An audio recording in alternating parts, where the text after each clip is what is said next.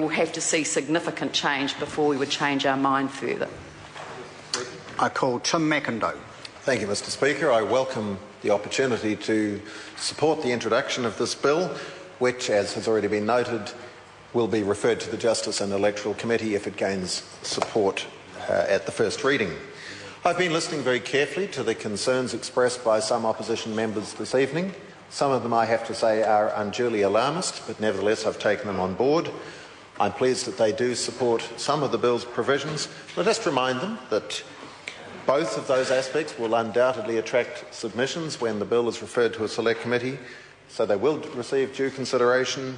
And for that reason, I have to say I particularly reject Mr Goff's fairly hysterical contribution and his criticisms that this measure is being rushed and is poorly conceived.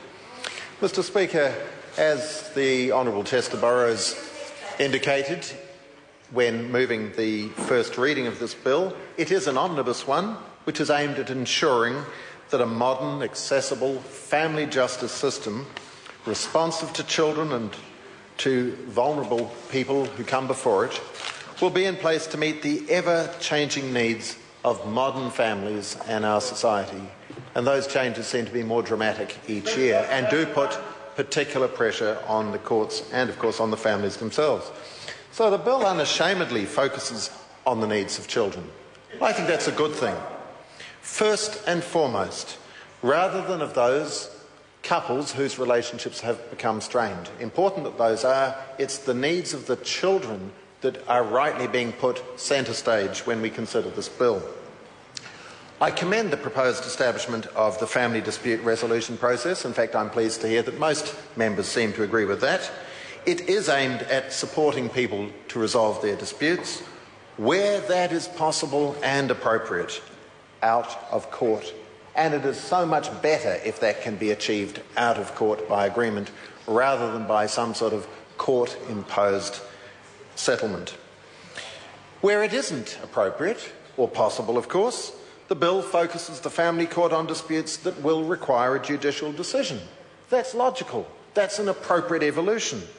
The changes proposed in the bill are designed to make the operation of the court more efficient and more effective.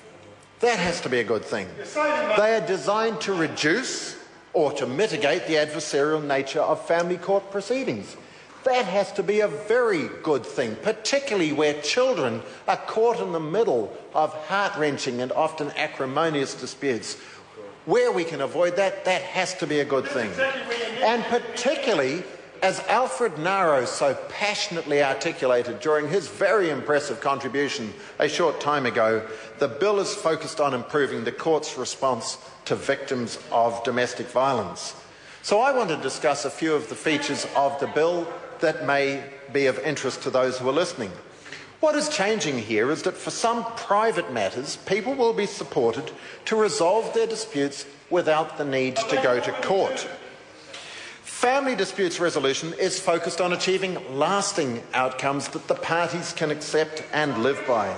It aims to give people the skills that they need to resolve problems. Now, surely that's a healthy move.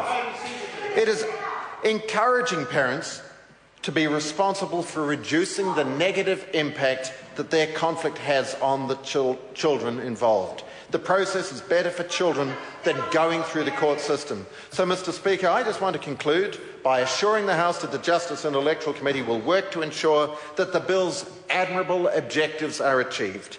And I repeat my support for its introduction this evening. I understand the next call is a split call. I'll call Andrew Little. That's great. Thank you, Mr Speaker. It's